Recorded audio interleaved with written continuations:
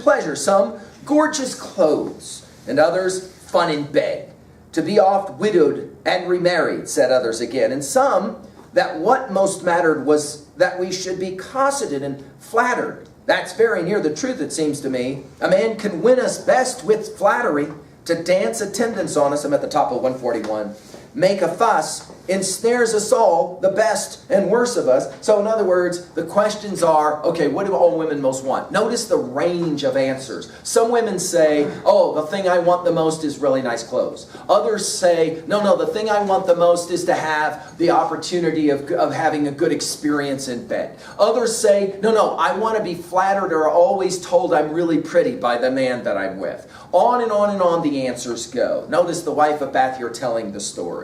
Some say, we continue on page 141, some say the things we most desire are these: freedom to do exactly as we please, with no one to reprove our faults and lies, rather to have one call us good and wise. Truly there's not a woman in 10 score who has a fault and someone rubs the sore, but she will kick if what she says is true, if what he says is true.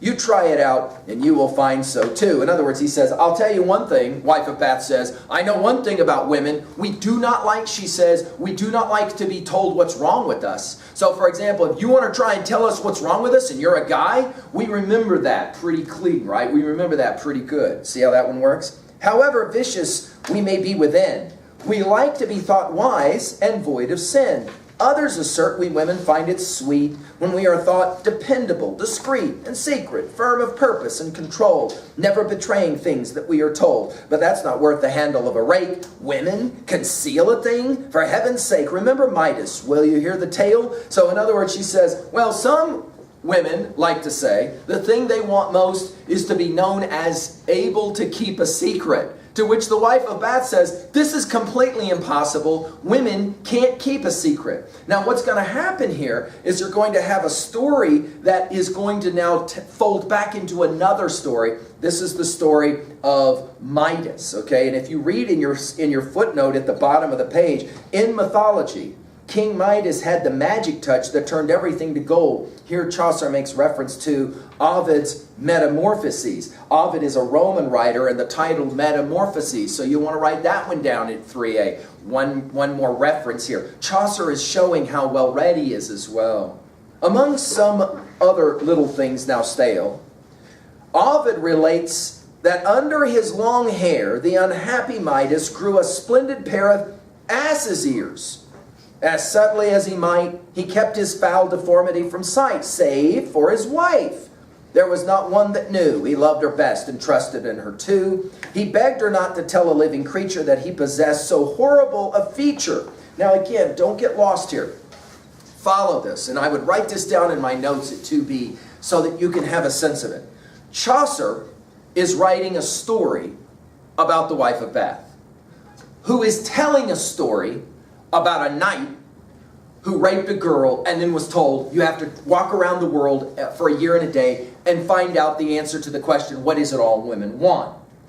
During the telling of that story, the wife of Bath is going to make observations about different answers the knight got. One of the answers that he got was, women like to be believed that they can keep a secret, that they don't always gossip all the time and share information. To which then the wife of Bath says, I don't buy that at all. Women can't keep a secret, and here's why. Back in Roman mythology, there was a famous story about a cat named Midas. He had really long hair, and he had huge ears like the ears of a donkey. And he was really embarrassed by them, and he didn't want anyone to know that he had these ears, so he grew his hair out over his ears. And the only one he ever told about his ears, which was an embarrassment to him, was his wife, who he loved. However, we'll now continue with the story. And she, his wife, line 107, and she swore, were all the world to win, she would not do such villainy and sin as saddle her husband with so foul a name. In other words, she swore she'd never tell.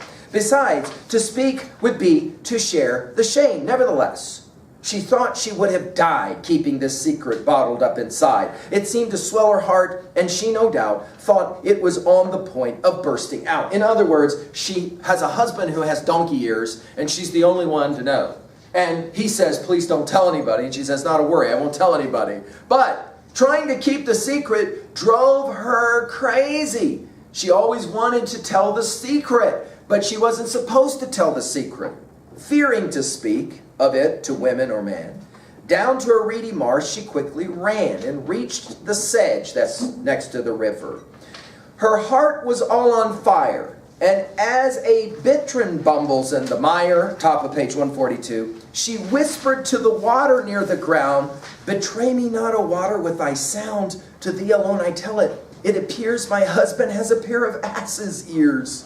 Ah, my heart's well again. The secret's out. I could no longer keep it, not a doubt. And so you see, although we may hold fast a little while, it must come out at last. We can't keep secrets. As for Midas, well, read Ovid for his story, he will tell. So let's pause for a moment and point out Chaucer's genius. He has the wife of Bath making an aside in the form of an allusion. We want to write this down at 2b. Allusion. A-L-L-U-S-I-O-N.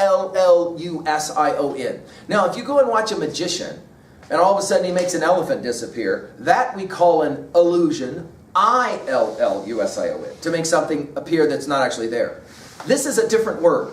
The word allusion means to refer to another literary text in your text. Here we will have an allusion by Chaucer's wife of Bath to Ovid and the famous story of Midas and his ass's ears, his donkey ears. His wife is told by her husband, don't tell anybody. She cannot keep the secret, though. The argument here is women can't keep a secret. Now, let's write this in our notes for a moment. One of the ways the patriarchy is able to last for so long is men tell stories about women being the reason why all the bad stuff in the world happens. The two classic examples of this, of course, the Greek story of Pandora.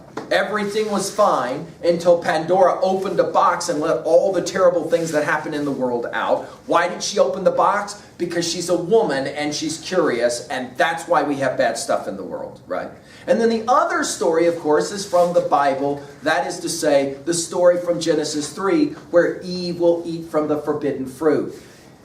Get back to my earlier lecture, though, on the wife of Bath, in the prologue, remember what she says at the end. She says, of course Eve is the one that gets blamed for all the terrible things in the world. Of course a woman gets blamed. Why does a woman get blamed? Who wrote the book? The Bible. Women or men? Men wrote the book. Well, of course, if men wrote the book, women are going to be the ones blamed for everything. The wife of Bath says a very controversial thing. Let women write the Bible, and I guarantee you it would be Adam who ate the forbidden fruit and not Eve. That is to say, we always blame the other one. So Chaucer is in some ways already attacking the fundamental idea of the patriarchy by saying men invent stories to keep women in their place. Like women can't keep a secret. Ovid makes this story up, and it becomes a really famous story that a woman can't keep a secret. You want to make sure that people know something? Tell it to a woman. And within a matter of minutes, it's going to be posted somewhere, and somebody's going to know. Ha, ha, ha. You can see this argument now being kind of in some ways attacked. Again, we'll return now to the story. This knight that I am telling you about perceived at last he never would find out what it could be that women love the best. So in other words, let's write it down. The poor knight is ready to say, I give up. I got no clue. There is absolutely no way that I have any idea what it is that all women most desire, which ostensibly means he's going to come back to the court and he's going to have to say to all of those women, I got no idea, I got no clue. Come back in a little bit, we'll resume our story.